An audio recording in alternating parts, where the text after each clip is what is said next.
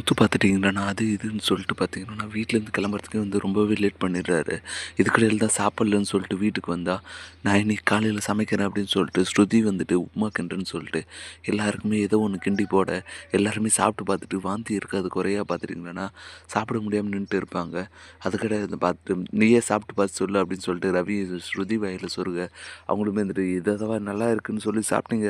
ஐயோ! என்னாலயே சகிக்க முடியல. மீனா நீங்களே சமைச்சிருங்க. எனக்கு இந்த விபரீத விளையாட்டெல்லாம் வேணாம். நாளையிலேருந்து நான் உங்ககிட்டயே கிளாஸ் சேர்ந்துறேன் அப்படின்னு சொல்லிட்டு இருக்கேன். அந்த டைமில தான் வித்யா பார்த்தீங்கன்னா, சரி, சரி அவகிட்ட சமையல் மட்டும் கத்துக்க. அந்த பொய் சொல்றது, பித்தலாட்டம் பண்றது, திமிரு பேசாத இதெல்லாம் கத்துக்காத அப்படின்னு சொல்ல, உடனே முத்துக்கு பார்த்தீங்கன்னா செம கோவம் வந்துடுது.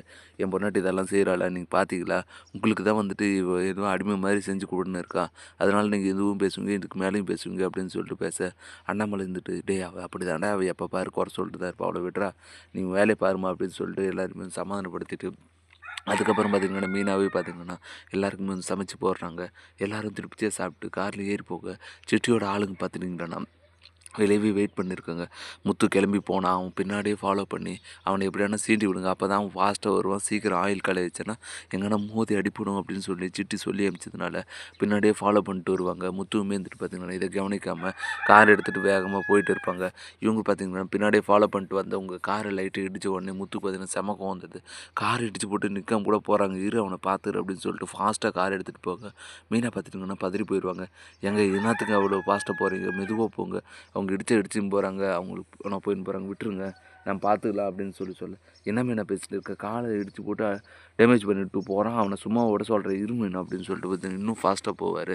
சரின்னு சரி டர்னிங்கில் ஒரு பாப்பா வேறு பிரேக் போடலான்னு சொல்லிட்டு முத்து பார்த்தீங்கன்னா பதறி போய் பிரேக் போட ஆனால் பிரேக் போட முடியறதில்ல. உடனே இதனால மீனாவுமே எங்க பதறி போயிடும். ஏங்க பிரேக் போடுங்க பாப்பா இருக்காங்க அப்படின்னு சொல்ல, நான் என்ன போட மாட்டேன் நான் சொல்கிறேன் பிரேக் விழ மாட்டேன்து.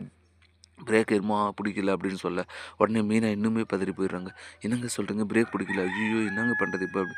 நானே என்ன பண்ணேன்னு தெரியல. இரு அத எப்படியாவது எங்கேனா நிறுத்தி பார்க்குறேன் அப்படின்னு சொல்லிட்டு பார்த்தீங்கன்னா, முத்து பார்த்தீங்கன்னா, தந்திரமா அந்த இடத்துலருந்து தப்பிச்சு அப்படியே கார ஸ்பீடா போய் ஓட்டிட்டு போயின்னே இருக்காங்க. என்ன பண்ணலாம் அப்படின்னு சொல்லிட்டு முத்து அப்படியே சுத்தி முத்தி பார்த்துட்டு போயிட்டே இருக்காங்க. இப்படி தான் வரப்போற எபிசோட் போப்போகுது. முத்துவுக்கு என்ன ஆச்சுன்றத நம்ம பொறுத்திருந்து தான் பார்க்கணும். மேலும் இது போன்ற வீடியோக்கள தொடர்ந்து பார்க்க மறக்காம நம்ம சேனல சப்ஸ்கிரைப் பண்ணிருங்க. Thank you.